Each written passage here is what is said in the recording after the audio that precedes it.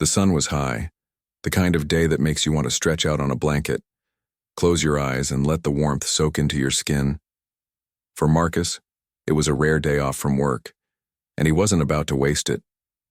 He'd found a quiet spot, in the park, laid out his towel and settled in, letting the gentle breeze and the sound of rustling leaves lull him into a peaceful state.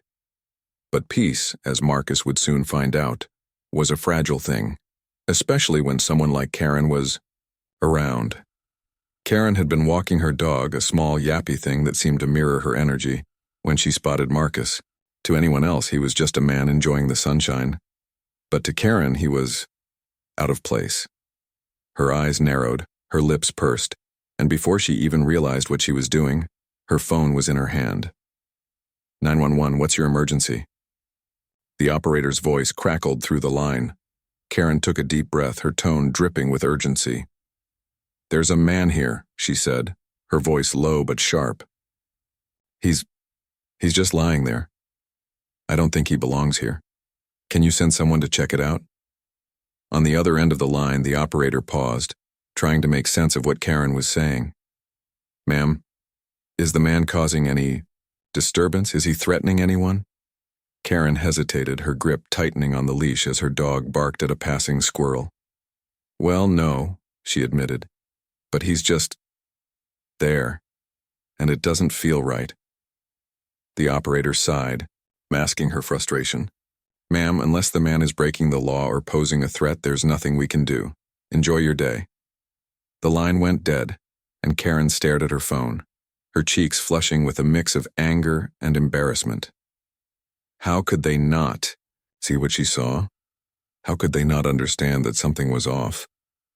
Meanwhile, Marcus had noticed Karen from the corner of his eye. He'd seen her pacing, talking animatedly on the phone, and shooting glances in his direction. He knew that look.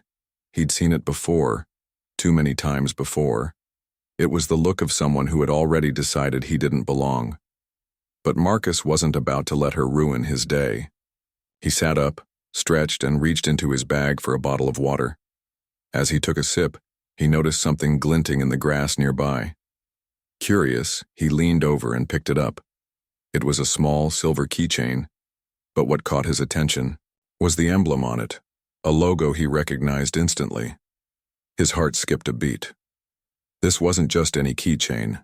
It was connected to something much bigger, something he'd been trying to uncover for months. Karen, still fuming, decided to take matters into her own hands. She marched over to Marcus, her dog trotting behind her. Excuse me, she said, her voice sharp and accusatory. Do you have permission to be here? Marcus looked up, his expression calm but guarded. It's a public park, he replied evenly. I don't need permission. Karen's eyes narrowed. Well, I've never seen you here before, and I think it's suspicious that you're just lying around. Marcus raised an eyebrow, holding up the keychain. Is this yours? He asked, his tone casual but his eyes sharp. Karen glanced at it, her confusion evident. No, she snapped. Why would I? But before she could finish, Marcus stood up, his demeanor shifting. You might want to sit down, he said, his voice low and serious. Because what I'm about to tell you is going to change everything. Karen hesitated, her bravado faltering, for the first time. There was something in Marcus's tone, something that made her stomach twist. She opened her mouth to protest, but the words caught in her throat. Marcus took a step closer, his eyes locked on hers. You called the cops on me because I was sunbathing, he said, his voice steady but laced with something darker. But what you don't know is that I'm not just here to relax. I'm here because of this. He held up the keychain again, the emblem catching the sunlight. Karen's heart began to race. She didn't know what it meant, but she could feel the weight of it, the gravity of whatever Marcus was about to reveal. And then, just as he was about to speak, the sound of sirens cut through the air. Karen's head snapped toward the noise, her breath catching in her chest. Marcus's expression hardened, his jaw tightening as he glanced toward the park entrance. They're here, he muttered, more to himself than to Karen. And they're not coming for me. Karen's mind raced. her earlier confidence crumbling as the pieces began to fall into place. What had she stumbled into? Who was this man? Really?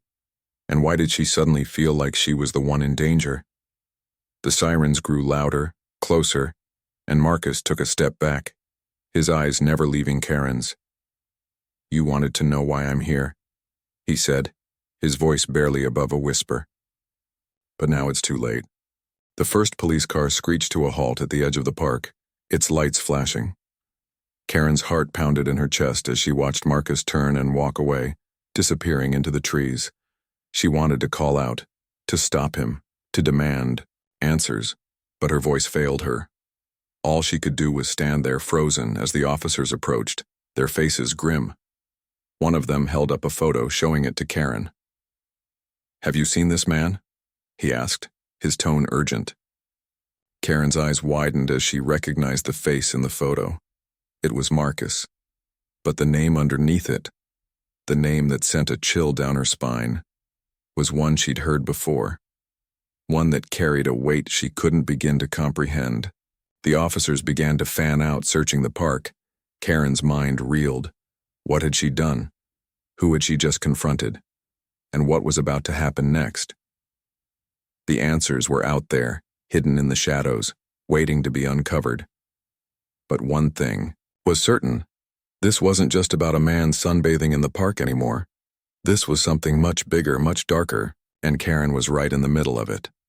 Karen stood frozen, the photo of Marcus still burning in her mind. The officers were now moving quickly, their radios crackling with updates she couldn't quite make out. Her dog, sensing her unease, tugged at the leash, whining softly. But Karen couldn't move. Her thoughts were a whirlwind, each one more unsettling than the last. Who was Marcus? Why were the police looking for him? And why did he seem to know something she didn't? One of the officers, a tall man with a stern expression, turned to her. "Ma'am, did you see which way he went?" Karen pointed shakily toward the trees where Marcus had disappeared, her voice barely above a whisper. "He went that way. But who is he? What's going on?" The officer hesitated, glancing at his partner before answering. "We can't discuss an ongoing investigation, ma'am, but if you see him again, do not approach him. Call us immediately."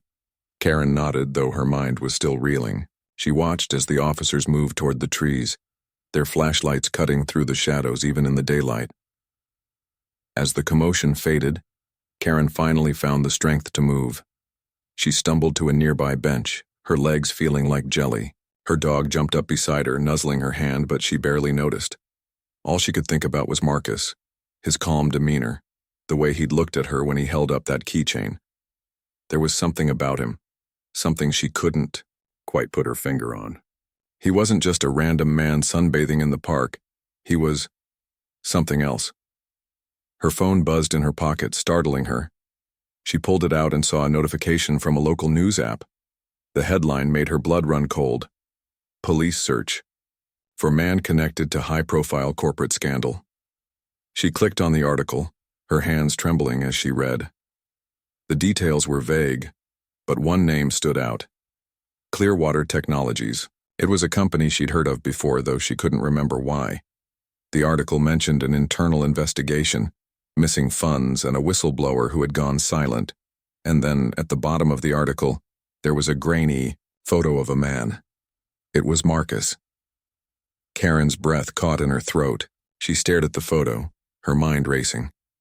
What had she stumbled into? And why had Marcus been in the park of all places? She thought back to the keychain he'd shown her, the emblem she hadn't recognized at the time. Now, it clicked. It was the Clearwater logo. Her stomach churned as the pieces began to fall into place. Marcus wasn't just a man enjoying the sunshine. He was involved in something much bigger, something dangerous. She stood up abruptly, her dog yelping in surprise. She needed to get out of there, to think, to figure out what to do next. But as she turned to leave, she noticed something on the ground near where Marcus had been sitting. It was a small notebook, its pages fluttering in the breeze. She hesitated, glancing around to make sure no one was watching, then bent down to pick it up. The cover was worn, the edges frayed, but it felt heavy in her hands as if it held secrets she wasn't sure she wanted to know. Karen tucked the notebook into her bag and hurried out of the park, her heart pounding. She didn't know why she'd taken it, but something told her it was important. When she got home, she locked the door behind her and sank onto the couch, her dog curling up at her feet. She pulled out the notebook and opened it carefully, her hands still shaking. The pages were filled with notes, diagrams, and what looked like code names. Some of it was hard to decipher, but one name kept appearing over and over again: Project Echo. She flipped through the pages, her eyes scanning the cramped handwriting. There were dates, amounts of money, and references to offshore accounts. It was like looking at the pieces of a puzzle, but she couldn't see the whole picture. And then, near the back of the notebook, she found a folded piece of paper. She opened it carefully, her breath catching as she realized what it was: a list of names. Some were crossed out, others highlighted, but one name was circled in red ink. It was a name she recognized. Karen's heart skipped a beat. The name on the list was someone she knew, someone she'd trusted. Her mind raced as she tried to make sense of it. What did this mean? Was this person involved in whatever Marcus was investigating? And if so, how deep did it go? She felt a chill run down her spine as the weight of it all settled over her. This wasn't just about Marcus or Clearwater Technologies. This was about something much bigger, something that could destroy lives. She closed the notebook and set it on the coffee table, her hands trembling. She didn't know what to do. Should she call the police? Turn the notebook over to them? But what if they were involved too? What if this went higher than she could imagine? She thought about Marcus, the way he'd looked at her before he disappeared. He'd known something he was trying to tell her. And now she had his notebook. Was that why he'd left it behind? Had he been trying to send her a message? Her phone buzzed again, snapping her out of her thoughts. It was a text from a number she didn't recognize. The message was short, but it sent a jolt of fear through her. "You have something that belongs to me. We need to talk." Karen stared at the screen, her heart pounding.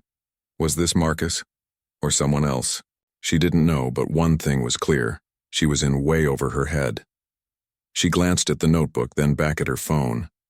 Whatever was going on, it was bigger than her, bigger than Marcus, bigger than anything she could have imagined. And now, she was a part of it. The question was, what was she going to do next?